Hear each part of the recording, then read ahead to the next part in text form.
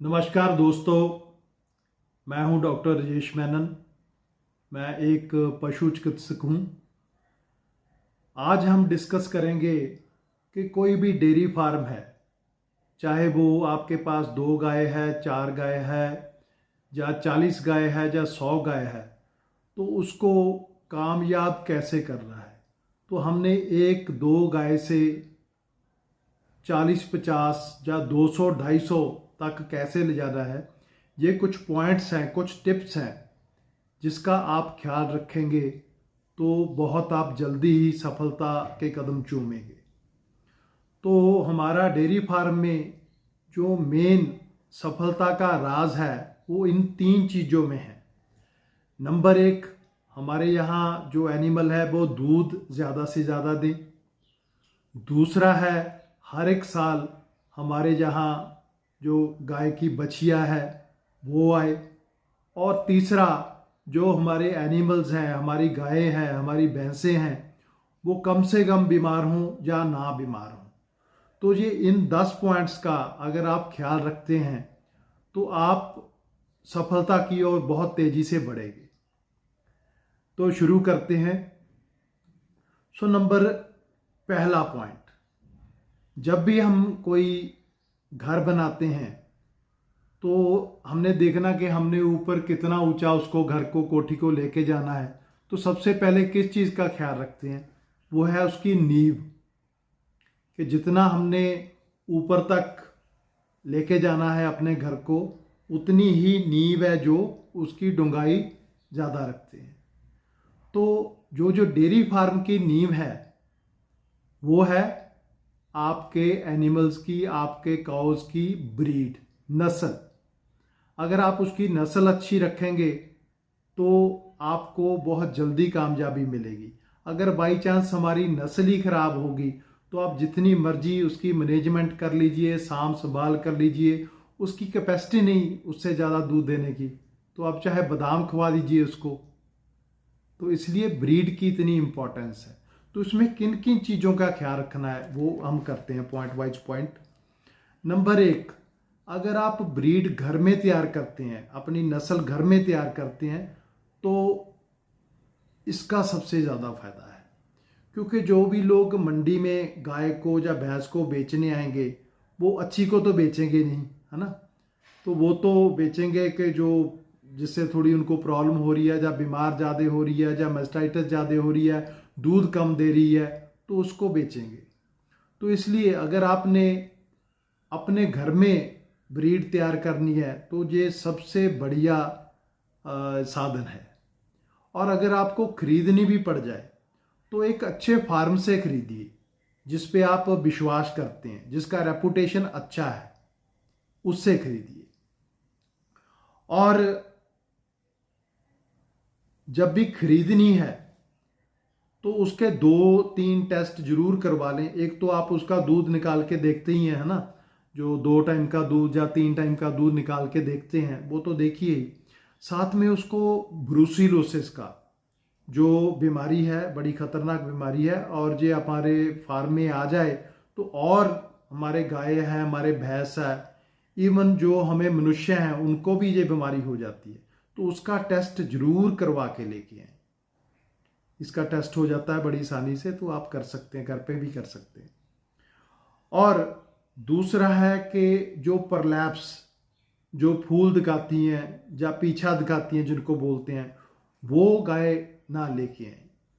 क्यों? क्योंकि ये ना जो जमांद्रू बीमारी है, जैसे हम मनुष्यों को शुगर की बीमारी होती है ना, कि माँ बाप से बीमारी आगे बच्चों को चली जाती है, इसमें जो पीछा दिखाने की बीमारी है वो भी आगे उसकी बच्चियों में आगे चली जाएगी। तो इस 2 चीज़ों का आपने ख्याल रखना है। और दूसरा, जब भी आपने ये ब्रीड तैयार करनी है तो एक ख्याल रखिए, जब भी आपके डॉक्टर साहब टीका लगाने आते हैं ना, गाभिन का टीका, तो उसकी एक छोटी सी पाइप वहाँ पे छोड़ के जाते हैं।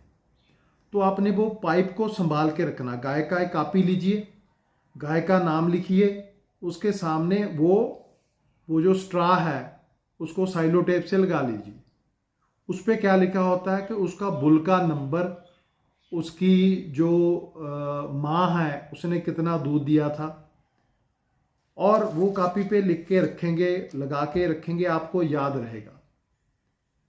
और जब इस गाय की आगे बछिया होगी, वो बड़ी होगी, उसके इस नंबर का टीका नहीं लगवाना है। क्यों? हम अपने मनुष्यों में देख लें कि जब भी हम शादी करते हैं हमारे लड़के की या लड़की की, तो हम गोत्र देखते हैं कि जो लड़का है उसका गोत्र क्या है, जो लड़के की नाना नानी है उनका गोत्र क्या है, जो लड़के के दादा दादी हैं उनका गोत्र क्या है, ऐसी लड़की में, ताकि एक ही फैमिली में वो मैरिज ना हो जाए। क्योंकि अगर ऐसा हो जाता है तो काफ़ी ऐसे गुण हैं, काफ़ी ऐसी बीमारियां हैं जो मनुष्य को हो सकती हैं। और ऐसा ही हमने करना है जब गाय का हमने ये गाभिन का टीका लगवाना है, तो उसमें जो बुल नंबर का टीका उसकी मदर को लगा है, गाय को लगा है, उसकी बछिया को वही नंबर का टीका या वही नाम का जो बुल है उसका टीका बिल्कुल नहीं लगवाना। नहीं तो उसका दूध कम हो जाएगा आगे जाके, उसकी बछिया का, उसको बीमारियां ज़्यादा लगेंगी। ऐसे बहुत से कारण होते हैं, तो इस चीज़ों का आपने ख्याल रखना है। ठीक है जी। और दूसरा पॉइंट है, हम 10 पॉइंट डिस्कस करेंगे इसमें। दूसरा, हम खिलाते क्या हैं। फीड में कितनी चीज़ें आ जाती हैं? मेनली 3 चीज़ें आ जाती हैं।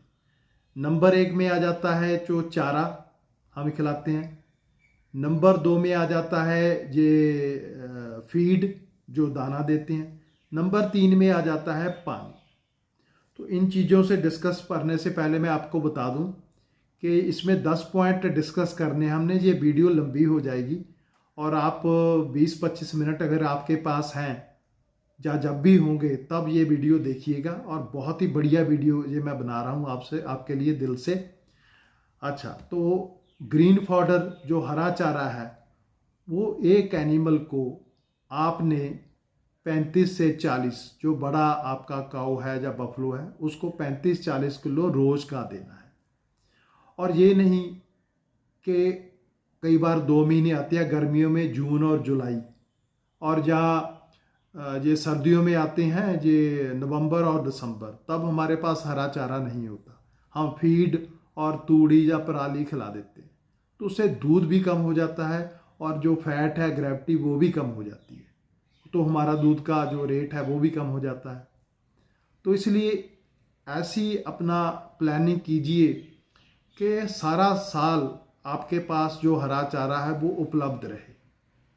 क्यों? क्योंकि जो गर्मियाँ हैं, जब आपने जून जुलाई में, आपको पता है मेरे पास हरा चारा नहीं होगा, तो आप ऐसा हरा चारा बोएं कि जो मार्च अप्रैल में बोएं, ताकि आपके पास पर्याप्त मात्रा में हरा चारा हो।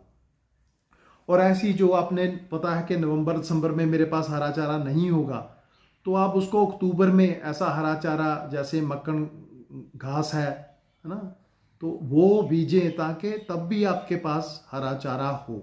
और 35 से 40 किलो हर एक बड़े पशु को देना ही देना है। तो इससे एक तो आपका खर्चा कम होगा, क्योंकि फीड का देखिए आप रेट कितना, 35-40 रुपये किलो है। तो जो आपने ये हरा पट्ठा देना है, इसका 1.5-2 रुपये किलो पड़ता है। तो आपका दूध सस्ता पैदा होगा, इस चीज़ का ख्याल रखिए। दूसरा है पानी। तो पानी में हम बहुत बड़ी गलती करते हैं। देखिए, मैं भी देखता हूँ जाके, और गर्मियों में हम 3 बार पिलाते हैं और सर्दियों में हम 2 बार पिलाते हैं। तो एक बार में जो एनिमल है, जो गाय है बड़ा, तो वो पानी पी सकता है ज़्यादा से ज़्यादा 25 किलो। तो हमने देखो गर्मियों में 3 बार पिलाया तो उसका 75 किलो हो गया। और हमने ये गर्मियों में 2 बार पिलाया तो 50 किलो हो गया। लेकिन उसकी ज़रूरत क्या है? ज़रूरत है उसकी 120 किलो, 150 किलो। तो वो पानी कम रह गया, तो उसी पानी से उसने दूध बनाना था अपना, तो वही हमने उनको कम दिया। इसलिए ऐसा सिस्टम अपना बनाएं कि 24 घंटे उसके पास पानी रहे, जब भी उसका मन करे वो पानी पी सके। जैसे हम जहाँ पर हमारी खुरली होती है, जहाँ पर हम हरा चारा डालते हैं, उसके साथ में ही एक पानी की एक मेंजर बना दीजिए, चाहे तो प्लास्टिक की बड़ी बाल्टी आती है वो रख दीजिए, तो उससे वो जब भी जी करेगा पानी पी सकता है। तो आप हैरान होंगे कि जैसे हम 8-10 बार पानी पीते हैं ना दिन में, तो वो भी 8-10 बार पानी खुद ब खुद पिएगी और उसकी पानी की कमी पूरी हो जाएगी और इससे उसका दूध भी बढ़ेगा। इसका ख्याल रखना है। और दूसरा हम गलतियां करते हैं कि हम पानी का बना दिया है ना, तो उसमें गर्मियों में पानी गर्म हो जाता है तो हमारा तो हाथ भी नहीं पड़ता उसमें, तो उसको हम कहते हैं कि पी ले भाई, तो उससे नहीं पिया जाता, गर्म होता है ना। ऐसी सर्दियों में पानी ठंडा हो जाता है, बिल्कुल हमारा हाथ नहीं डाल सकते हम इतना ठंडा, तो उसको बोलते हैं कि भाई पी ले, तो नहीं पिया जाता। तो दूसरा ये ख्याल रखना कि हमेशा उसको जो ताज़ा है फ्रेश वाटर वो अवेलेबल हो ताकि वो आसानी से ज़्यादा पी सके। तीसरी बात आ जाती है फीड की। जो फीड है हम देते हैं, तो एक तो ख्याल रखिए कि अगर आप खरीद के देते हैं तो अच्छी कंपनी का खरीद के दीजिए, ताकि उसमें जो तत्व हैं, चाहे प्रोटीन है या फैट है ना, या मिनरल्स हैं, वो खनिज पदार्थ हैं, वो पर्याप्त मात्रा में हों। तो अच्छी कंपनी का दीजिए जो आपको टेस्ट करके दे।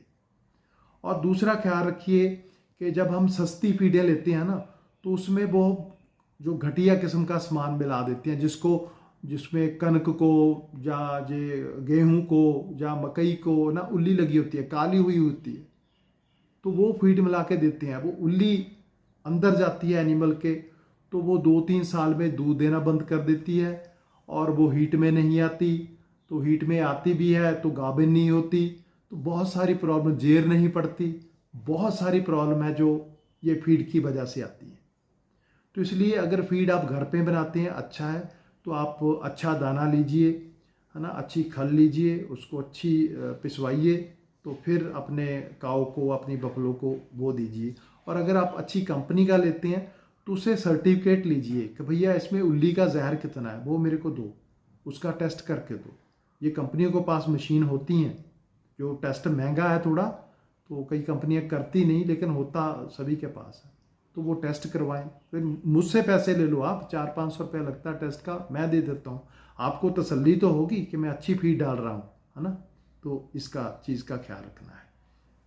और कई बार हमारे घर में जो सामान बचता है ना, ख़राब हो गया, बाई चांस शादी में कोई सामान ख़राब हो गया, वो डाल दिया गाय को जिसमें स्मेल आ रही है गंदी, या हमारे फ्रिज में आटा पड़ा है, कोई सब्जी ख़राब हो गई, या कुछ ना, मेरी बहनें वो जो रोटी जो चपाती है वो इकट्ठी करती रहती है महीना एक टब में, तो महीने के बाद फीड नहीं डालनी, वो सारी रोटियां इकट्ठी की, पानी में भिगोया और डाल दिया, तो महीने में ये तो 2-3 दिन में उनमें उल्ली लग जाती है, फंगस लग जाता है।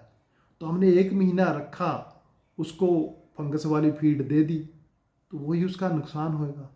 और नुकसान केवल गाय का नहीं है, वो जो दूध देगी उसमें उल्ली का जहर निकलेगा और हम दूध पीते हैं। ये जहर ऐसा है कि उसको उबाल लो, आप खीर बना लो, इसको ठंडा कर लो, इसको कुल्फी बना लो, कुछ मर्जी कर लो, ये उल्ली का जहर नहीं जाएगा।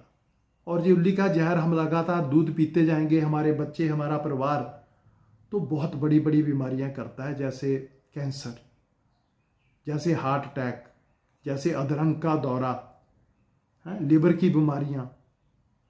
तो ये बड़ी बड़ी बीमारियां जो उल्ली जहर करता, आप नेट में निकाल के ना वो देख लीजिए कि उल्ली का दूध पीने से क्या क्या हमारे स्वास्थ्य पे असर पड़ता है। तो ऐसी चीज़ बिल्कुल नहीं जल्दी, जो आप खुद नहीं खा सकते ना, तो वो अपने एनिमल को भी मत दीजिए, ठीक है। अच्छा, अगला पॉइंट है मैनेजमेंट, साम संभाल। साम संभाल की ज़रूरत पड़ती है गाय को या बफलों को ज़्यादा गर्मियों में, क्योंकि जैसे हम हैं, हमें जो अच्छा टेम्परेचर लगता है बाहर का ना, तापमान, वो लगता है 25 डिग्री। तो जब 25 डिग्री टेम्परेचर होता है, ना हमें गर्मी लगती है ना हमें सर्दी लगती है, पूरा मस्त रहते हैं हम, अच्छा लगता है। लेकिन गाय और भैंस को अच्छा टेम्परेचर पता कितना, 15 डिग्री उनको अच्छा लगता है। तो अगर गर्मियाँ ज़्यादा हो गई तो उनका दूध कम हो जाएगा, वो हीट में नहीं आएंगी, बहुत सी प्रॉब्लम आएंगी। तो आपने कोशिश करनी है कि भाई इनको गर्मियों से बचाना है। उसने किया कि आप अपने शेड की हाइट ऊंची रखिए ताकि नीचे हवा आती जाती रहे। और जो अपने फार्म की डायरेक्शन है वो पूरब से पश्चिम की तरफ हो, लंबाई उसकी, ताकि गर्मियों में जो सूरज है वो ऊपर से निकल जाएगा और सर्दियों में साइड से आएगा तो धूप लगेगी। और गाय और भैंस को सीधी धूप नहीं लगनी, उनके शरीर पे सीधी धूप नहीं पड़नी चाहिए, खासकर गर्मियों में। इसका ख्याल रखना है। और अपने फार्म में जितने आप पौधे लगा सकते हैं, है ना, नीम का पौधा है और जो छाया वाले पौधे हैं वो ज़्यादा से ज़्यादा लगाइए। और अपने जो गाय है भैंस है, आपने चाहे 2 रखी है चाहे 50 रखी है, तो ऐसी कुछ जगह रखिए जहाँ पे वो उनको आप खुला छोड़ दीजिए। जैसे हम खुले रहते हैं ना तो खुश रहते हैं, तो वैसी जो 24 घंटों हम सारा साल गाय को भैंस को बांध के रखते हैं उनको अच्छा नहीं लगता। तो उनको कुछ जगह आप दीजिए। जब आपने दूध निकालना है या उसको खाने को कुछ देना है तो ठीक है बांध लीजिए, लेकिन बाकी टाइम उसको खुला, कच्चे में ना खुला रहने दीजिए, इंजॉय करने दीजिए उसको। और जितना वो खुश रहेगी तो उसने खुशी कैसे जाहिर करनी है अपनी, ज़्यादा दूध दे के। अगर वो दुखी होएगी तो उसका दुख कैसे आएगा, दूध कम दे के। तो जितना हम उसको खुश रखेंगे ना तो हमको खुश रखेगी, हमें दूध ज़्यादा देगी कि कम बीमार होएगी। तो ये चीज़ का ख्याल रखना है। और जो खुद फार्म पे जाना है आपने, कई बंदे ना अपने लेबर पे छोड़ देते हैं कि ठीक है वो काम कर रहा है, ठीक है ओके, बट आपने सुबह शाम, अगर पास टाइम नहीं है ना तो सुबह शाम अपने गाय के पास, अपने भैंस के पास जाके आइए। देखिए कई बार उनको ना हीट में होती हैं तो पीछे तार होती है, तो आपने एक बार एक हीट मिस कर दी तो आपका आराम से 20,000 का नुकसान हो जाता है। और उसके बीच कई बार एनिमल जो आपकी काऊ है ना बैठी है, सुस्त है, तो आपको पता चल जाता है कि भाई हो सकता है ये बीमार हो, आप चेक करते हैं, है ना। तो आप खुद जाइए। कई बार जो लेबर वाले बंदे दूध निकालते हैं ना, पीछे पूरा दूध नहीं निकालते, बीच छोड़ देते हैं, तो वो एनिमल को मैस्टाइटिस हो जाती है, थनैला का रोग हो जाता है। तो ऐसी छोटी छोटी चीज़ें हैं जो हम ख्याल रखें तो हमारे एनिमल हमें खुश रखेंगे। और दूसरा है कि ये कई बार आजू बाजू में जो होते हैं ना डॉग्स, कुत्ते, तो वो फार्म पे आ जाते हैं। कई बार कोई काट दिया किसी को, या छोटा बछड़ू है, छोटी बछिया है, उसको काट दिया, बहुत नुकसान कर जाते हो। तो आजू बाजू में आप तारें लगा के, दीवार लगा के वो रखें।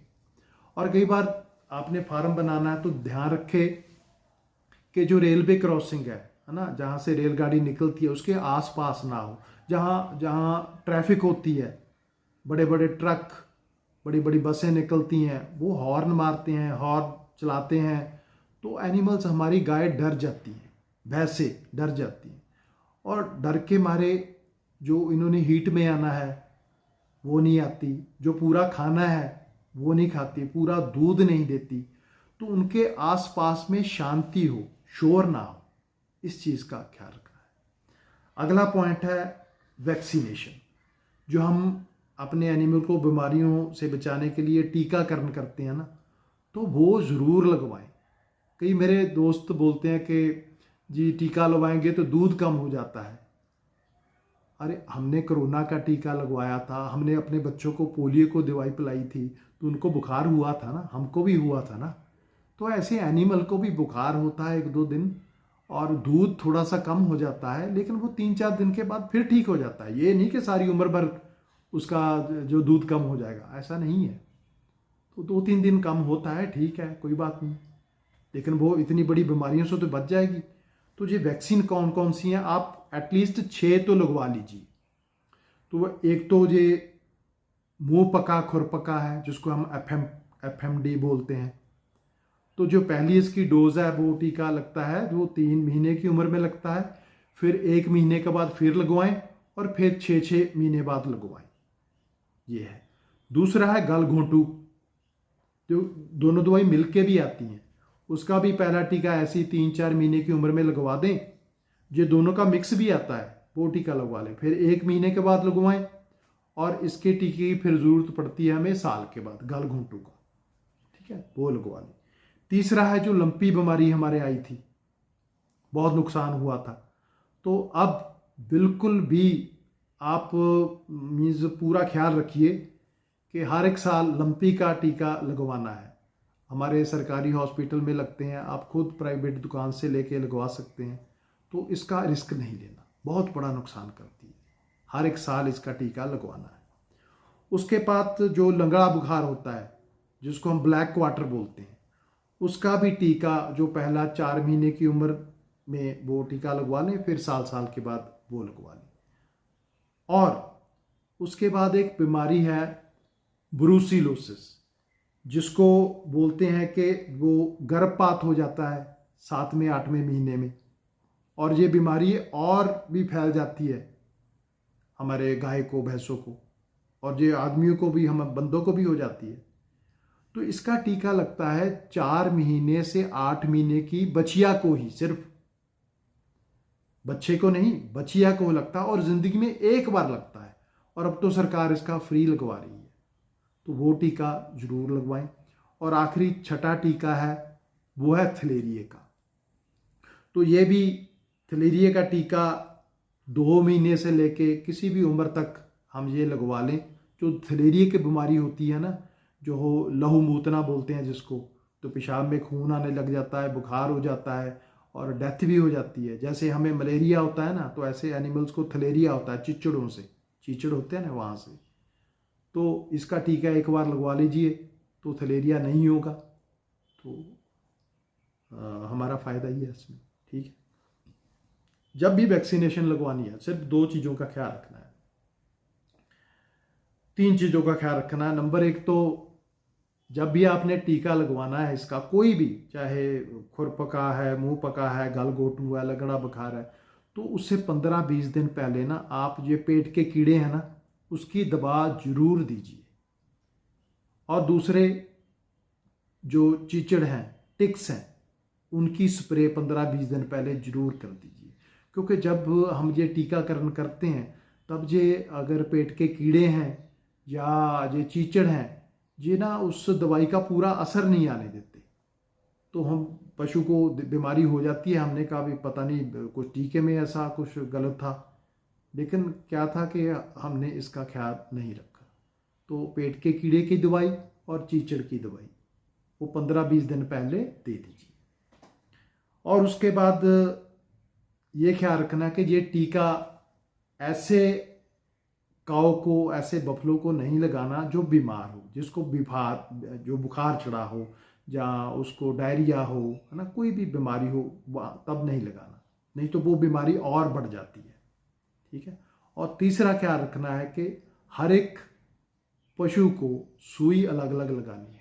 ये नहीं कि एक ही सुई से सारे टीके लगवा दे। कई जगह पे मेरे को फार्मर्स ने बताया कि जी टीके लगाने आए थे, आपने बताया था अपने वीडियो में अलग अलग सुई से लगवाएं, लेकिन वो एक ही सुई से लगवा गए। तो आप बोलिए ना, उनको बोलिए कि भाई आप अलग अलग सुई लगवाइए। क्योंकि एक जो आपका बाई चांस बीमार एनिमल, जहाँ आपके जो नेबरर हैं, आपके साथ वाला घर है, वहाँ पर बीमार था एनिमल, उसकी सुई निकाल के आपके एनिमल को डाल दी, तो वो वहाँ से बीमारी लेके आपके गाय में डाल दी उसने बीमारी। तो इसकी तो जिम्मेदारी अपनी है ना, अपनी खुद की। और नहीं तो अपनी सुइयाँ लगा लेके रख लीजिए, 10-12 सुइयाँ फ्रिज में रखिए, 1 रुपए की सुई आती है, तो उसको दीजिए, ठीक है आप टीके लगाइए सर, तो ये सुई पर हमारी लगाइए। इतना तो हम ख्याल रख सकते हैं। हमारा 1 लाख का एनिमल है और 1 रुपए की सुई है बस, तो उसका ख्याल रखिए। तो अगला पॉइंट है जो पेट के कीड़े और जो चीचड़ होते हैं, टिक्स, ये बहुत ही ज़्यादा नुकसान करते हैं। अगर मैं आपके पेट के कीड़ों की बात करूं, तो ये जो हम खिलाते हैं ना अपने एनिमल्स को, अपने गाय को, भैंस को, तो उसका 30% ये खराब कर देते हैं। या तो वो हजम नहीं होता, या ये खुद खा जाते हैं और ऐसे ही गोहे में निकल जाते हैं। मान लो आपने 150 की 160 रुपए की फीड रोज़ की डाली अपने एनिमल को, तो इन्होंने 30% खराब कर दिया, तकरीबन 50 रुपए खराब कर दिए आपके। 50 रुपए एक दिन के, एक एनिमल के, तो आपके महीने के कितने हो गए? 5 दिए 15, 1500 रुपया हो गया। और मान लो 1 साल आपने उसको पेट के कीड़ों की दवाई ना दी, तो 12 महीने हो गए, 1500 इंटू 12, 18,000 एक पशु का। और बाई चांस आपके पास 10 पशु हैं, 1,80,000 का नुकसान हमने कर लिया अपना, जो दिखा नहीं हमको लेकिन हो गया, हो गया। तो क्या करना है, ये आपने अपने जो पेट के कीड़े हैं उसकी दवा देनी है। उस दवा देने का ढंग समझ लीजिए कि आज दी, 15 दिन के बाद फिर देनी है, फिर 4 महीने बाद ऐसे ही करना है। जैसे आज हमने दवा दी पेट के कीड़ों की, तो उसमें पेट के कीड़े मर गए, लेकिन पेट के कीड़ों के अंडे भी तो हैं अंदर, वो नहीं मरते। तो आपने 15 दिन के बाद फिर दवा दी, तो जो अंडे थे वो कीड़े बन गए पेट के, तो आपने फिर दवा दे दी, वो फिर मर गए, फिर ठीक है, शांति है। 4 महीने बाद फिर ऐसा कीजिए, ठीक है। और ये दवा भी आती है, जो अगर आपका पशु गाभिन है तो आप डॉक्टर से, आप दुकान से लेके ना उसको बोल दीजिए कि मेरा पशु गाभिन है, तो वो दवा दीजिए। वो फनबेंडाजोल दवाई आती है जो हम गाभिन पशु को देते हैं, ठीक है, ये ख्याल रखना है। और दूसरा है टिक्स, जो चीचड़ है, इनका भी हमने इलाज ऐसे ही करना है। तो जो चीचड़ है ना, इतनी खतरनाक बीमारियां करते हैं, सारा की बीमारी, थलेरिया की बीमारी, ब्रूसिलोसिस, एनाप्लाज्मासोसिस, ये सभी बीमारियां एक तो हमारे पैसे खराब तो करती हैं, दूध जाता है, लेकिन ज़्यादातर ये हमारे एनिमल्स की डेथ कर देती है। तो चीचड़ से तो बहुत सतर्क रहना है आपने। उसके लिए क्या करना है, जब भी आपने चीचड़ की स्प्रे करनी है, खासकर बरसात से पहले तो जरूर कीजिए। उसका भी एक सिस्टम है कि स्प्रे आज की, 10 दिन के बाद फिर की, 10 दिन के बाद फिर की, 3 बार करनी है स्प्रे। क्यों?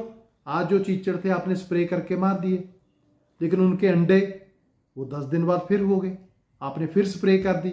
जो थोड़े मोटे बच गए उसकी आपने फिर स्प्रे कर दी। तो आपने बरसातों से पहले अपने सारे एनिमल को चीचड़ों से राहत कर दिया।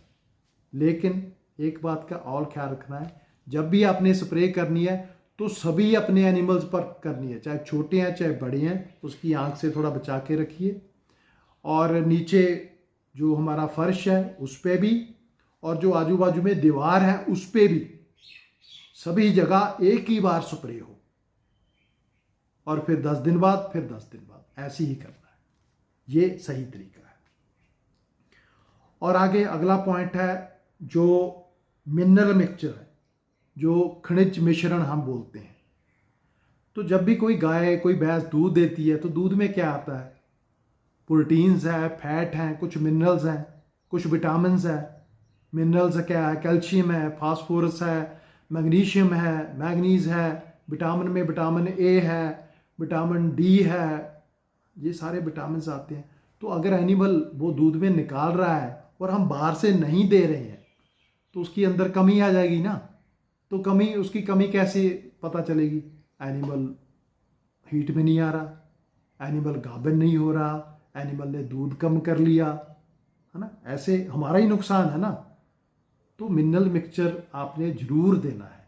तो अगर आपका जो एनिमल है वो 10 किलो दूध देता है तो रोज़ का 50 ग्राम, बड़ी अच्छी कंपनियाँ आ रही हैं। और अगर आपका एनिमल का दूध 20 किलो दे रहा है तो आप 100 ग्राम दीजिए, और अगर 30 किलो से ऊपर है तो 150 ग्राम दीजिए।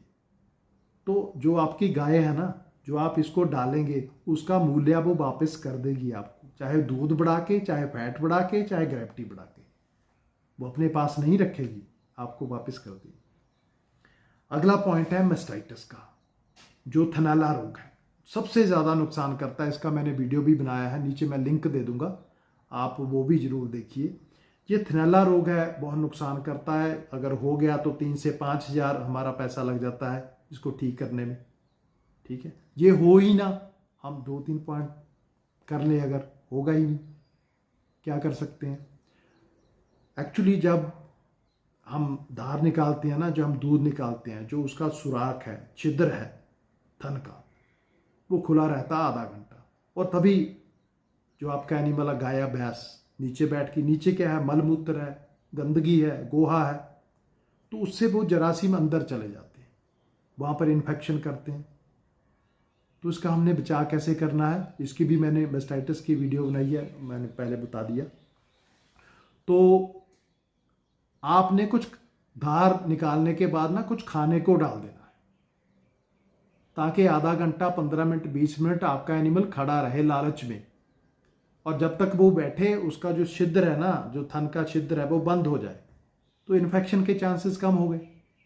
और दूसरा, आप जब धार निकालते हैं, ये दूध निकालते हैं ना, कुछ मेडिसिन्स आती हैं जिसको आप उनको टीट डिप बोलते हैं, ठीक है, उसका टीट डिप उसको दीजिए।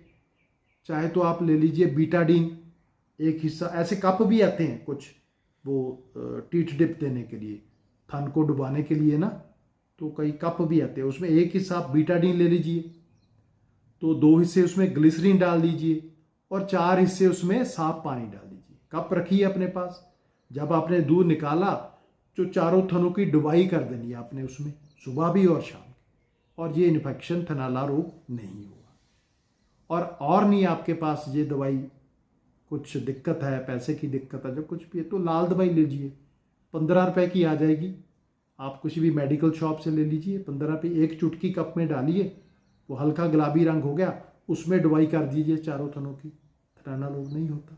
70-80% आपका लाभ हो जाएगा, इसमें बीमारी नहीं होगी। अगला पॉइंट है बहुत इंपॉर्टेंट, रिकॉर्ड। हम ना अपने रिकॉर्ड नहीं रखते। कोई भी दुकानदार हो, आपने देखा होगा सारा रखता है ना हिसाब का, कितना, मैं कपड़े के वाला रखता है कि कितना कपड़ा आया, कौन सा कपड़ा आया, कौन सी कपड़ा और लेके आना। दवाइयों वाले रखते हैं कौन सी दवाई आ गई। जब भी आप देखेंगे ना मेडिकल शॉप पे कि आप दवाई कोई पूछने गए, वो दवाई है नहीं, वो इमीडिएटली कॉपी पे लिख लेते हैं कि ये दवाई है नहीं, इसको मंगवाना है। तो हम एनिमल्स में रिकॉर्ड नहीं रखते।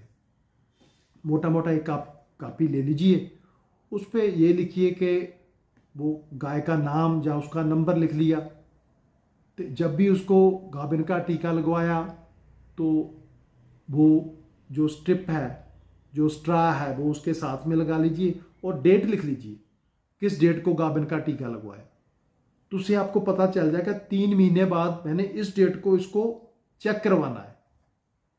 और बाई चांस 3 महीने के बाद वो गाभिन है तो आपने डेट लिख लेनी है कि भाई इसके ब्याने की डेट ये है, ताकि आप ख्याल रखेंगे। और अगर गाभिन नहीं है तो आप 22 दिन का ख्याल रखेंगे, 22 दिन के बाद ये फिर हीट में आएगी तो टीका लगवाना है, इतना फायदा हो जाएगा। नहीं तो एक हीट मिस होगी ना, 20-22 हज़ार का नुकसान हो जाता है, ठीक है।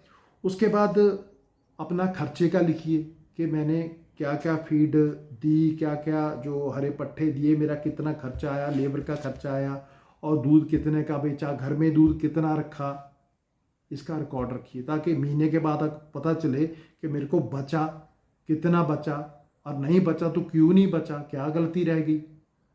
और महीने के बाद आप ये भी रखिए कि हर एक ना अपनी गाय का या भैंस का अलग अलग दूध निकालिए, उसका सैंपल लीजिए, और जहाँ पर आप दूध डालते हैं ना, हर एक गाय का चेक करवा लीजिए। उसका घर में कंडा रखिए एक, जो वज़न करता है कि उसका कितना वज़न, दूध कितना दिया इस गाय ने, तो उसकी कितनी फैट आई, कितनी उसकी SNF आई।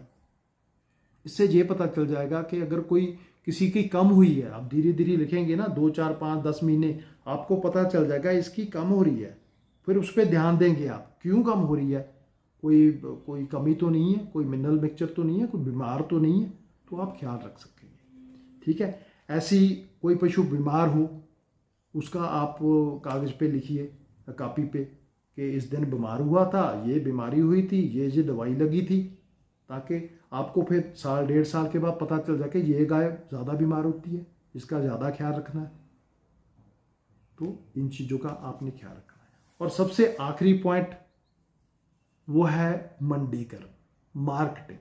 आपने फार्म बना लिया और आपके आजू बाजू में दूध बेचने की कोई जगह ही नहीं है, और आपको 10 किलोमीटर 20 किलोमीटर जाना पड़ता है दूध बेचने का, तो वो सारा जो आपका प्रॉफिट है वो तो आने जाने में खर्च हो गया ना। तो वहाँ पर फार्म आप लगाइए जहाँ पे कोई दूध खरीदने वाली कंपनी आपके नज़दीक हो, और अच्छी कंपनी हो। ये नहीं कि आपसे गर्मियों में दूध ले लिया, सर्दियों में आपको बोल दिया कि भैया हमारे पास दूध है, हम नहीं उठाएंगे, तो किसी अच्छी कंपनी से जुड़िए जो कि आपका सारा साल दूध उठाए और उसका रेट भी अच्छा हो, और उसके आप पूरी जानकारी लीजिए कि आप फैट कैसे निकालते हैं, आपकी ग्रेविटी का फार्मूला क्या है, आप दूध लीटरों में लेते हैं कि केजी में लेते हैं। अगर आप केजी में दूध बेचेंगे ना तो आपका फ़ायदा है, किलो में बेचेंगे ये मैं कभी बाद में आपको समझाऊंगा।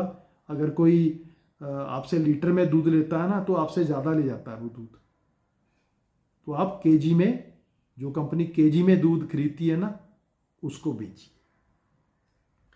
ठीक है, तो ये थी जानकारी, थोड़ी वीडियो लंबी होगी लेकिन उम्मीद है आपको बहुत पसंद आएगी। और डेयरी फार्म में कामयाबी लेनी है तो थोड़ा टाइम आपको भी देना पड़ेगा, क्योंकि मैंने भी ये पूरा बोला है, उससे पहले 4-5 घंटे तैयारी की है इसकी। और अगर आपको लगा कि अच्छी है वीडियो तो ये चैनल अभी तक नहीं सब्सक्राइब किया तो कर लीजिए, आपको और वीडियो अच्छी ही मिलेंगे इसमें। और लाइक भी कर दीजिए, है ना, नीचे, और अपने दोस्तों से शेयर कर लीजिए।